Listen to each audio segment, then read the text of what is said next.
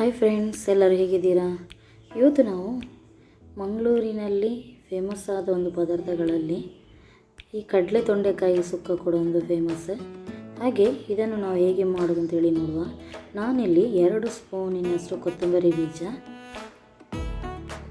1 spoon ಜೀರಿಗೆ, 1/4 spoon ಮೆಂತ್ಯ, 3 ಬ್ಯಾಡಗಿ ಮೆಣಸು,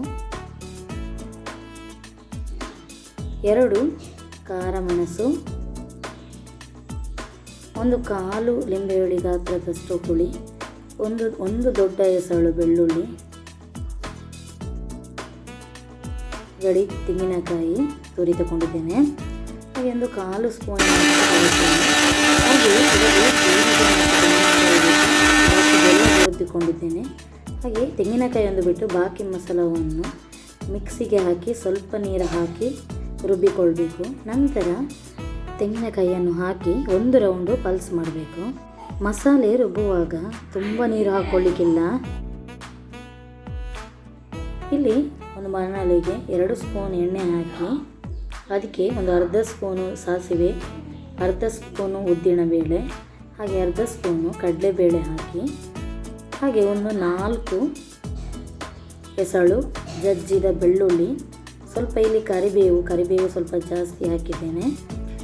ಫ್ರೈ ಮಾಡಿಕೊಳ್ಬೇಕು, ಬೆಳ್ಳುಳ್ಳಿ ಸ್ವಲ್ಪ ಕೆಂಪಗಾಗುವವರೆಗೆ.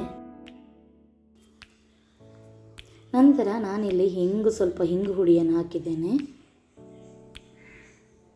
ರುಬ್ಬಿಕೊಂಡ ಮಸಾಲೆಯನ್ನು ಒಗ್ಗರಣೆಗೆ ಹಾಕಿಕೊಳ್ಬೇಕು. ಇದಕ್ಕೆ ನೀರು ಸೇರಿಸ್ಕೊಳ್ಳಿಕ್ಕಿಲ್ಲ. ಹಾಗೆ ಇದ್ದ ಮಸಾಲೆಯನ್ನೇ ಹಾಕಿಕೊಂಡು ಮಸಾಲೆಯ ನೀರು ಆವಿಯಾಗುವಷ್ಟು ನಾವು ಹುರಿದುಕೊಳ್ಬೇಕು.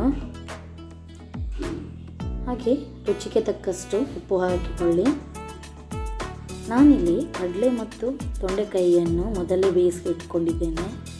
ಸ್ವಲ್ಪ ಉಪ್ಪು ಹಾಕಿ ಸ್ವಲ್ಪ ನೀರಲ್ಲಿ ಬೇಯಿಸಿಕೊಂಡು ಆದಷ್ಟು ನೀರು ಕಡಿಮೆ ಮಾಡಬೇಕು. ಯಾಕೆಂತೇಳಿದರೆ ಇದು ಸುಕ್ಕ ರೆಸಿಪಿ ಆಗಿದ್ದರಿಂದ. ಹಾಗೆ ಇಲ್ಲಿ ಮಸಾಲೆ ಡ್ರೈ ಆದ ನಂತರ ನಾವು ಬೇಯಿಸಿ ಇಟ್ಕೊಂಡ ತೊಂಡೆಕಾಯಿ ಹಾಗೂ ಕಡಲೆಯನ್ನು ಮಿಕ್ಸ್ ಮಾಡಿಕೊಳ್ಬೇಕು. ಮಸಾಲೆಗೆ ಆದಷ್ಟು ನೀರು ಕಡಿಮೆ ಹಾಕಿಕೊಂಡ್ರೆ ಉತ್ತಮ.